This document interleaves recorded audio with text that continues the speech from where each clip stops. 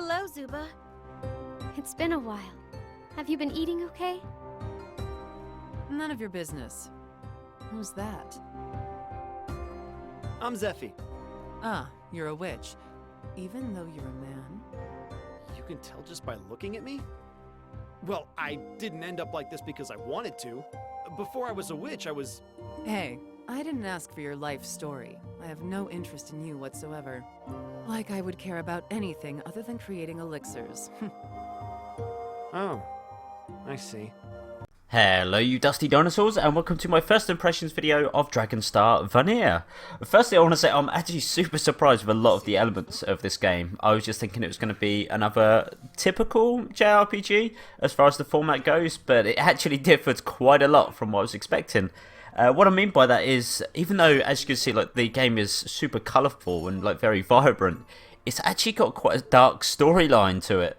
It really caught me off guard when I was just playing through. I've played like 4 or 5 hours of it now, and yeah, it just it really caught me unaware. I was expecting it to be kind of light-hearted, but while there are moments of that, it's actually really quite dark and quite depressing in some areas actually. Obviously, straight away you can see it just oozes quite a distinct style. I find it's very tough recently to find like a kind of unique balance when it comes to the visuals with JRPGs, but this one, if you were to show me a few screenshots of it, I would be able to say, oh okay, that's obviously Dragon Star Varnir. It's quite strange because while a lot of JRPGs are very colourful and the usual, it's like the texture in the hair and dark clothing, it's just got like this fine little swoosh, like almost paint strokes going across, which really does just add an extra element to it when you do look at it, which is quite pleasing to the eye. As far as the exploration goes, it is quite linear, not on the extremes of Final Fantasy XIII, but there aren't too many paths which you can kind of stray off. However, there are extra bits where you can get some treasures, and I nearly said potions. Sure, there's probably a potion and a treasure chest, but yes, you can like go around to different areas, use certain abilities which characters have, not just skill wise, but when you walk around, you depending on which character you use, they can either find hidden treasures, open a pathway which would be blocked, so if there was a barrier they could smash the barrier, as you've seen. And you can also kind of make a little walkway as well. So if there's kind of a gap, it's quite picky when you do have that kind of gap, I will say, because sometimes you're like, well, I can clearly walk over this to the next area, but the game is like, no, you're not allowed to do that this time. It's got to be through a specific path which you can do it.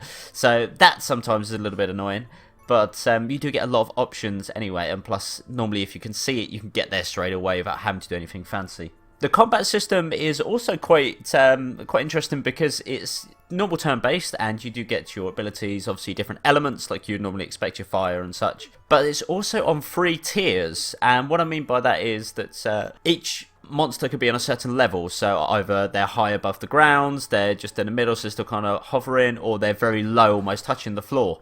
While you play as one of the witches, or they're all witches, or at least that's what I've seen, they're all witches so far, so you can levitate between the different levels, but sometimes your attacks will miss depending on where you are standing, so you have to make sure that you pick obviously the right skill. However, some of the bosses and some of the larger enemies take up multiple tiers, and they also have parts which you can break off. So it's very Monster Hunter-esque in that regards, because you could like cut off their tail or chop off their feet if you're a real masochist and you want to be mean to the poor things instead of just killing them straight away. But it also has an effect that it could stop an ability which they use. So if you, I don't know, slam their mouth shut or chopped off their lips, why not?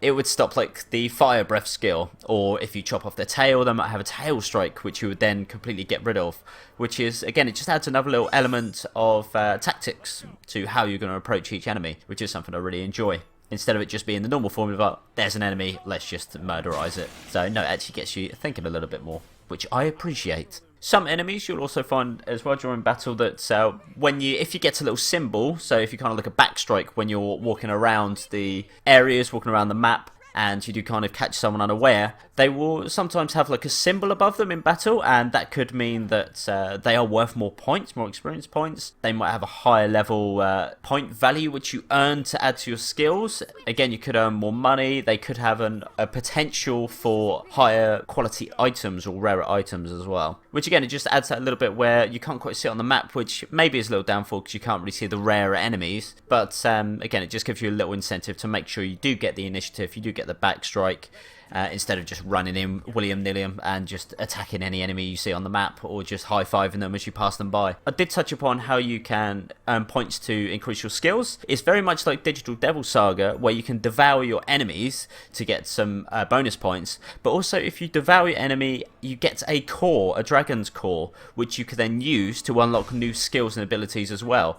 So it's not just a case of, oh, I'm going to eat you just for some bonus points. You actually, if you haven't ate their core before, doing some rhyme, don't mind me, with a little bit of poetry, but yeah, if you haven't eaten their core before, then you can unlock specific skills as well. So you always want to make sure that the rare enemies, you kind of track them down to then get these bonus skills, whether it could be a magic attack, it could be a physical attack, or it could be passive skills as well, which again, I just like that fact that it kind of, it's almost like a Pokemon in a very, very strange way, but you know, much more grim and edible. Something else I want to touch on as well is that I've been playing this on PS4, and the animations have been really smooth. I know it shouldn't sound surprised when I say that, but a lot of times when there's so much stuff going on, or loads of particle effects, or fire-based skills, or anything that's kind of over the top, you tend to drop frames, whereas with this, it seemed to be a constant 60 FPS, where if it did dip, it certainly didn't show up for my eyes. So again, that's another plus, that it's very smooth, it runs super solid, which is great, because yeah, I hate it when, I mean, to be fair, even the older Pokemon games on, I know they're on handheld, but you suddenly put 4 people or 4 Pokemon on the screen, and it just chunks the performance.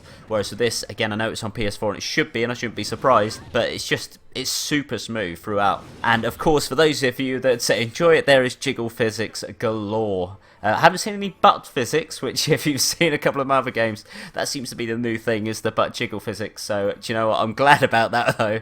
Just, you know, regular jiggle physics, I would say it's fine. To be honest, I could do without, it's not a problem. But if you like jiggle physics, they are there for you, so you'll be happy about that. I know a few people who will be. Touching on the story again, is that sometimes you do get multiple choice options for if, I don't know, your character, you want him to do this or this, you obviously get to choose it. That's what multiple choice is. Well done, brain. But yeah, so multiple choices, you do get to change how the story plays out somewhat. So I haven't seen any drastic changes yet. Then again, like I said, I'm only 4 or 5 hours in.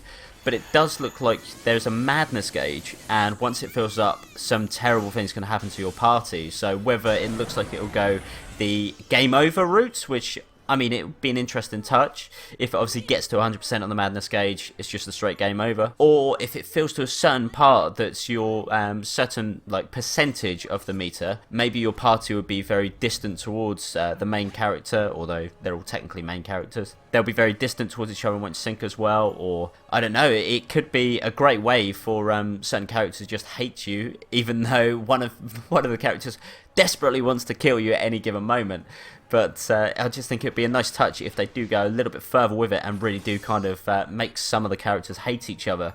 I think that would be a good dynamic if you decide to go like the more evil route, which is, I guess, how I would perceive the madness gauge increasing more. Whereas if you're the nice guy, try and comfort everyone, then the madness gauge should stay low. But again, I'm more excited and interested to see how much that'll kind of go, whether it'll go to the extreme of just completely wiping everyone out, or it'll just be like, oh, okay, everyone's it's just like a few dialogue options. I hope it's not just dialogue choices or dialogue options which make a little difference. I really do hope it affects the story in quite a magnificent way.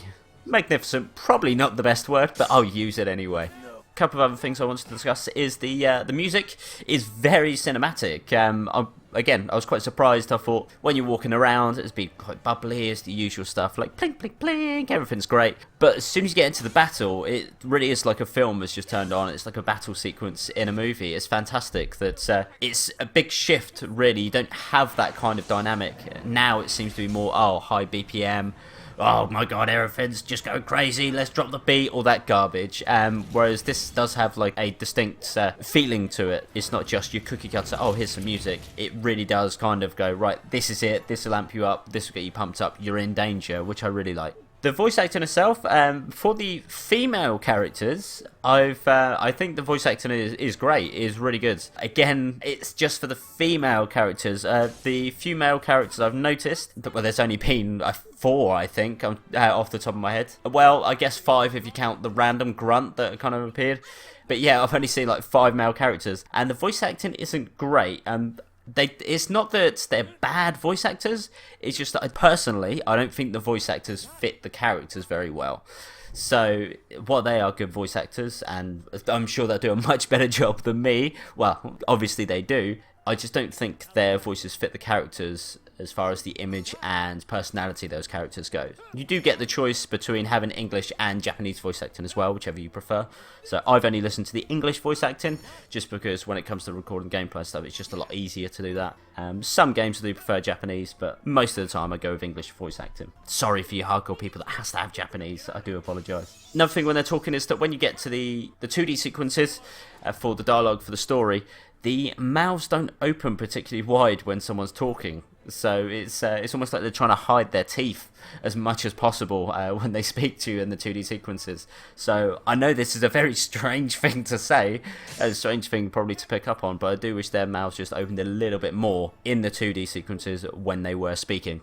So yeah, just for me to finish off with Dragon Star Varnir, I can highly recommend it. Really, it really has caught me by surprise because, like I said, I was expecting it to be kind of upbeat, kind of light-hearted, but I was really shocked when, like, pretty much straight away, I found out it's quite a dark and dreary story, which is fantastic. I mean, there's been a lot of games, a lot of JRPGs in particular, where they haven't really gone that route. They've played it safe, kind of gone neutral, kind of gone a light-hearted route, whereas this really is dark and dreary, which is fantastic.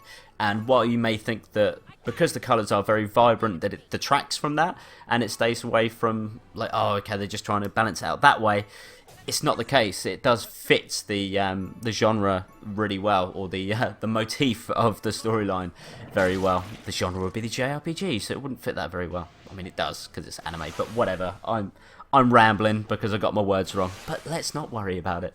So yeah, I highly recommend it. If you do want something slightly different in your JRPGs, then absolutely give this a go. Whether you decide to watch someone play it a bit more, maybe watch someone do the first couple of hours, it's your choice, but for me personally, I can easily recommend this if you are a JRPG fan.